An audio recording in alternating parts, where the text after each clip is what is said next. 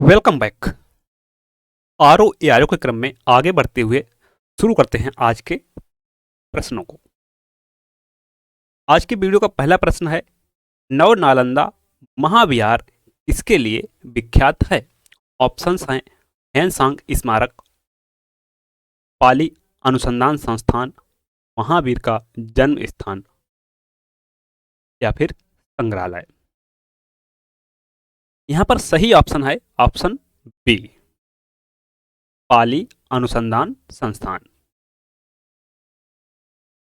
प्राचीन नालंदा प्राचीन काल में शिक्षा व ज्ञान विज्ञान केंद्र के रूप में विख्यात था।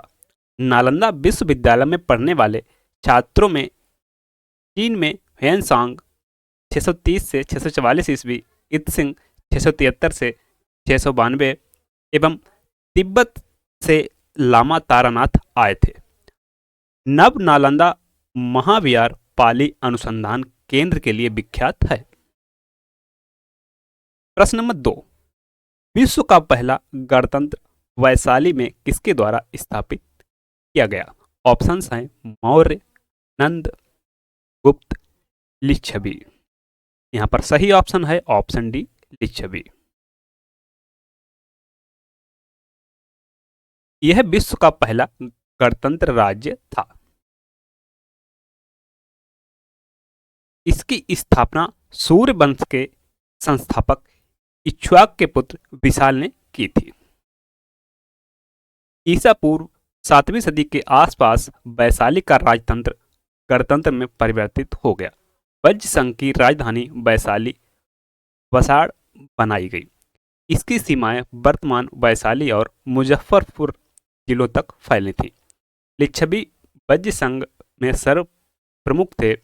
लिच्छवियों ने महात्मा बुद्ध के निवास हेतु महावन में प्रसिद्ध कटगारशाला का निर्माण कराया था, जहां रहकर बुद्ध ने उपदेश दिए थे। प्रश्न नंबर 3, निम्नलिखित अभिलेखों में से किस एक में अशोक नाम उल्लिखित है? ऑप्शन ए भाब्रू अभिलेख, ऑप्शन बी 13वां शिलालेख, ऑप्शन सी रुम्नी देई स्तंभ लेख, ऑप्शन डी मस्की का लघु शिलालेख। यहां पर सही ऑप्शन है ऑप्शन डी, मस्की का लघु शिलालेख।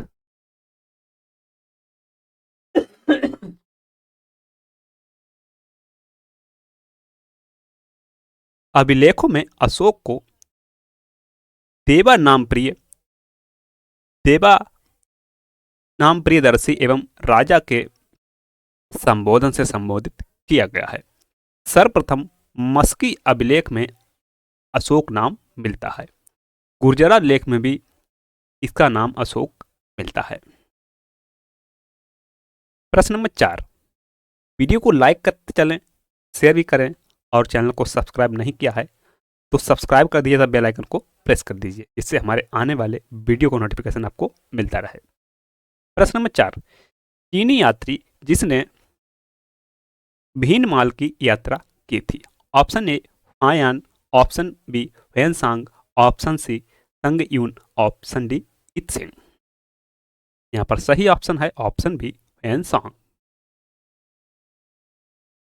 चीनी यात्री ह्वेनसांग ने भीनमाल की यात्रा की थी। ह्वेनसांग हर्षवर्धन के शासनकाल में आया था। वह यहां 16 वर्षों तक रहा। इसने 6 वर्ष तक नालंदा विश्वविद्यालय में शिक्षा ग्रहण की। प्रश्न नंबर 5,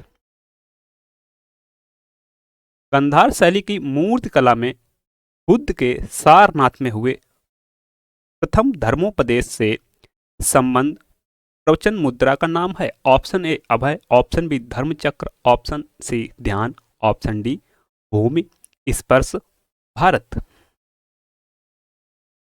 यहां पर सही ऑप्शन है ऑप्शन बी धर्मचक्र। बौद्ध धर्म के प्रवर्तक गौतम बुद्ध थे। इनका जन्म कपिलवस्तु के लुम्बिनी नामक ग्राम में शाक्य क्षत्रिय कुल में 563 ईसा पूर्व में हुआ था। इनके पिता शुद्धोधन शाक्य गण के मुखिया थे और माता महामाया कोलीय वंशीय थी। बुद्ध सिद्धार्थ ने 29 वर्ष की अवस्था में गृह त्याग दिया। इस त्याग को बौद्ध ग्रंथों में महाभिनिष्क्रमण कहा गया। उर्वेला में 6 वर्ष की कठिन तपस्या के बाद 35 वर्ष की आयु में वैशाख पूर्णिमा की रात एक पीपल के वृक्ष के नीचे सिद्धार्थ को ज्ञान प्राप्त हुआ। ज्ञान प्राप्त के बाद इन्हें बुद्ध के रूप में जाना जाने लगा। उर्वेला से बुद्ध सारनाथ, ऋषिपत्तनम, मग्रदाव आए। यहाँ पर उन्होंने 5 ब्राह्मण सन्यासियों को अपना प्रथम उपदेश दिया, जिसे धर्म चक्र प्रवर्तन के नाम से जाना जाता है। प्रश्न नंबर 6, एलोरा में गुफाएं और शैलकृत मंदिर हैं। ऑप्शन ए बौद्धों के, ऑप्शन बी हिंदुओं के, ऑप्शन सी बौद्धों और जैनों के, ऑप्शन डी हिंदुओं, जैनों और बौद्धों के। यहाँ पर सही ऑप्शन है ऑप्शन डी, हिंदुओं, जैनों और बौद्धों के। महाराष्ट्र के औरंगाबाद जिले में बेरूल एलोरा नामक स्थान पर 7वीं से 9वीं शताब्दी के बीच 34 शैलकृत गुफाएं बनाई गईं। इनमें 1 से 12 तक बौद्धों तथा 13 से 29 तक हिंदुओं और 30 से 34 तक जैनों की गुफाएं हैं। प्रश्न नंबर 7, बौद्ध धर्म के महायान और हीनयान संप्रदायों में मौलिक अंतर है। ऑप्शन ए अहिंसा परबल, ऑप्शन बी मूर्ति पूजा, ऑप्शन सी जाति रहित समाज, ऑप्शन डी स्तूप पूजा। यहाँ पर सही ऑप्शन है ऑप्शन बी मूर्ति पूजा। कनिष्क के शासनकाल में बौद्ध धर्म 2 वर्गों में विभाजित हो गया, हीनयान और महायान। हीनयान निम्न मार्गी लोग रूढ़िवादी प्रवृत्ति के थे। इन लोगों ने बिना किसी परिवर्तन के बुद्ध के मूल उपदेशों को ग्रहण किया। महायान अथवा उत्कृष्ट मार्गी लोग सुधारवादी प्रवृत्ति के थे। प्रश्न नंबर 8, शक संवत कब से माना जाता है। ऑप्शन है 57 BC, option B 78 AD, option C 248 BC, option D 319 ED। यहाँ पर सही ऑप्शन है वह है ऑप्शन बी 78 AD। शक संवत 78 ईस्वी में आरंभ हुआ। शक संवत को कनिष्क ने शुरू किया। कुषाण शासकों में कनिष्क सबसे योग्य एवं महान था। प्रश्न नंबर 9, स्तूप से संबंधित सही है। Option A Mahaparinirvana, option B सांड, option C Dharmachakra, option D महाभिनिष्क्रमण। यहाँ पर सही ऑप्शन है ऑप्शन ए महापरिनिर्वाण। महात्मा बुद्ध अपने जीवन के अंतिम पड़ाव में कुशीनगर पहुंचे, जहां पर 483 ईसा पूर्व में 80 वर्ष की अवस्था में इनकी मृत्यु हुई, जिसे बौद्ध ग्रंथ में महापरिनिर्वाण की संज्ञा दी गई। मृत्यु के बाद बुद्ध के शरीर के अवशेष को 8 भागों में बांटकर उस पर 8 स्तूपों का निर्माण कराया गया। अतः महापरिनिर्वाण का संबंध स्तूप से है। प्रश्न नंबर 10, जातक से संबंधित वर्णन सही है। ऑप्शन ए बुद्ध के निर्वाण, ऑप्शन बी बुद्ध के पूर्व, ऑप्शन सी जन्म की कथा, ऑप्शन डी धर्मचक्र प्रवर्तन। यहाँ पर सही ऑप्शन है बुद्ध के पूर्व, ऑप्शन बी। बुद्ध के पूर्व जन्म की कथा जातक से संबंधित है। जातक कथाओं में है बुद्ध के शाक्य वंश में उत्पन्न होने से पूर्व के जन्मों का वृतांत है। प्रश्न नंबर 11, किस चीनी जनरल ने कनिष्क को हराया था। ऑप्शंस हैं पान चाओ, ऑप्शन बी पान यांग, ऑप्शन सी सी हुआंग टी, ऑप्शन डी हो टी। यहाँ पर सही ऑप्शन है ऑप्शन ए पान चाओ। चीनी इतिहासकार के अनुसार यूची नरेश कनिष्क ने चीनी सेनापति पान चाओ के पास अपना एक दूत भेजकर हान राजकुमारी से विवाह की मांग की थी, इसे पान चाओ ने ठुकरा दिया। इस पर रुष्ट होकर कनिष्क ने उसके राज्य चीनी तुर्किस्तान पर लगभग 90 ईस्वी में चढ़ाई कर दी, परंतु पान चाओ के सामने उसे हार का सामना करना पड़ा। प्रश्न नंबर 12, अथावना का क्या अर्थ है? ऑप्शन ए भू राजस्व विभाग, ऑप्शन बी आयात कर, ऑप्शन सी भू राजस्व, ऑप्शन डी वाणिज्य कर। यहाँ पर सही ऑप्शन है ऑप्शन ए भू राजस्व विभाग। विजयनगर साम्राज्य में अथावना या 98 भू राजस्व विभाग को कहते थे। इस विभाग द्वारा शिष्ट नामक भूमि कर की वसूली की जाती थी। निम्नलिखित युग्मों में से कौन सा एक सही सुमेलित है? कुषाण गंधार कला शैली, मुगल पहाड़ी चित्र शैली, मराठा अजंता चित्रकारी, सिंधु घाटी सभ्यता, धूसर मृदभांड। यहाँ पर सही सुमेलित है ऑप्शन ए कुषाण गंधार कला शैली।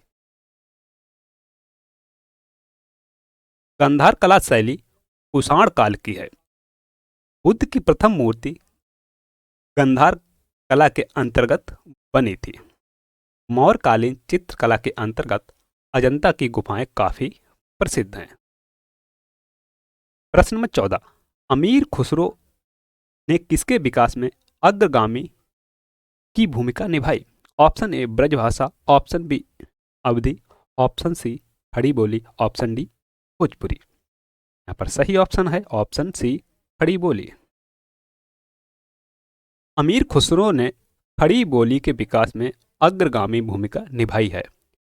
इन्हें खड़ी बोली का प्रथम कवि माना जाता है। प्रश्न नंबर 15, मोहम्मद गौरी ने जयचंद को किस युद्ध में पराजित किया था? ऑप्शन ए तराइन का युद्ध 1191 ईस्वी, ऑप्शन बी तराइन का युद्ध 1192 ईस्वी, ऑप्शन सी चंदावर का युद्ध 1194 ईस्वी, ऑप्शन डी कन्नौज का युद्ध 1194 ईस्वी। यहाँ पर सही ऑप्शन है ऑप्शन सी चंदावर का युद्ध 1194 ईस्वी। सन 1194 ईस्वी में मोहम्मद गौरी ने चंदावर के युद्ध में जयचंद को पराजित किया था। प्रश्न नंबर 16, किस मिट्टी में केसिका कैपिलरी सबसे अधिक प्रभावशाली होती है? ऑप्शन ए चिकनी मिट्टी, ऑप्शन बी बलुई मिट्टी, ऑप्शन सी पांसु मिट्टी, ऑप्शन डी लोम मिट्टी। Right option is option D loam मिट्टी। लो मिट्टी में केसिका सबसे अधिक प्रभावशाली होती है। अंतिम प्रश्न, महाद्वीप अलग कैसे हुए? ऑप्शन ए ज्वालामुखी फूटने से, ऑप्शन बी विवर्तनिक क्रिया से, ऑप्शन सी चट्टानों के बलन और भ्रंशन से, ऑप्शन डी उपर्युक्त सभी। महाद्वीप अलग कैसे हुए? राइट ऑप्शन है ऑप्शन बी विवर्तनिक क्रिया से। महाद्वीप विवर्तनिक क्रिया के परिणाम स्वरूप एक दूसरे से पृथक हुए। वेगनर का महाद्वीप प्रभाव सिद्धांत इस तथ्य की पुष्टि करता है। अल्फ्रेड वेगनर ने 1921 में संपूर्ण विश्व की जलवायु परिवर्तन समस्या को सुलझाने के लिए अपना महाद्वीप प्रभाव सिद्धांत प्रस्तुत किया था।